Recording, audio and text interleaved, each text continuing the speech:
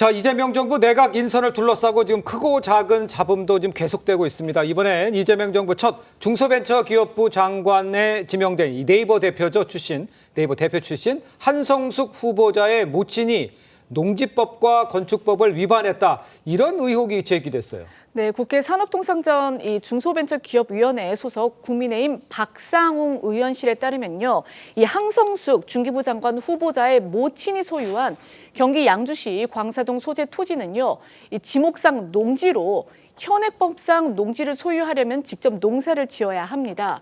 하지만 현장 확인 결과 실제 농사를 지은 흔적을 찾기 어려운 것으로 알려지면서 농지법 위반 의혹이 제기가 됐습니다.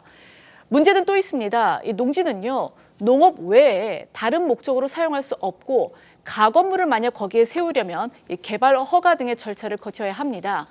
그런데 이 해당 필지에 신고되지 않은 건축물이 들어서 있는 것으로 파악이 되면서 무허가 불법 건축물로 이 농지법 그리고 건축법을 위반했을 가능성도 제기가 된 겁니다. 또 이 해당 건물에서 임대료도 받아온 것으로 추정되고 있습니다. 박상웅 의원은요, 또 이어서 그 어머니 명의의 농지에 실제 경작 없이 불법 건축물이 조성됐다는 점은 국민 누구도 납득하기 어려운 상황이다라면서 인사청문회에서는 단순한 해명 수준을 넘어 공직 윤리와 국민 신뢰 기준에 부합하는 설명과 또 책임 있는 조치를 반드시 요구할 것이다, 이렇게 말했습니다. 모친의 농지법 또 건축법 위반 의혹과 관련해서 한 후보자 측은요, 해당 의혹에 대해 지금 현재 확인 중에 있다, 이런 입장을 밝혔고요. 현재 해당 지방자치단체는 농지법 위반 소지가 있다고 보고 행정처분을 검토 중인 것으로 알려졌습니다.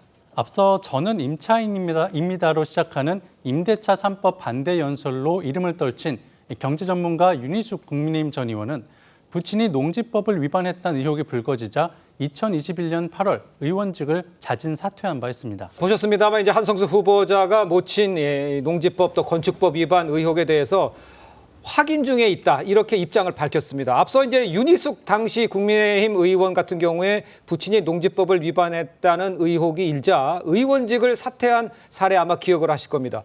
그러니까 이제 만약에 이것이 의혹이 사실로 확인이 된다면 그렇다면 어떻게 선택을 해야 됩니까? 윤희숙 전 의원이 이제 부친의 농지법 위반에 대해서 본인이 책임을 진 부분은 정치적 책임이죠. 자, 근데 한석수 후보자의 경우에는요, 사실은 모친이 농지법을 위반했다는 의혹에 본인이 어디까지 관여했는지가 현재 불분명해요. 네. 만약에 관여하지 않았다면 그러면 뭐 그 문제에 관한 법률적 책임까지 져야 할 이유는 저는 없을 것 같아요. 네. 관여했다면 본인이 책임을 져야 되는 거죠.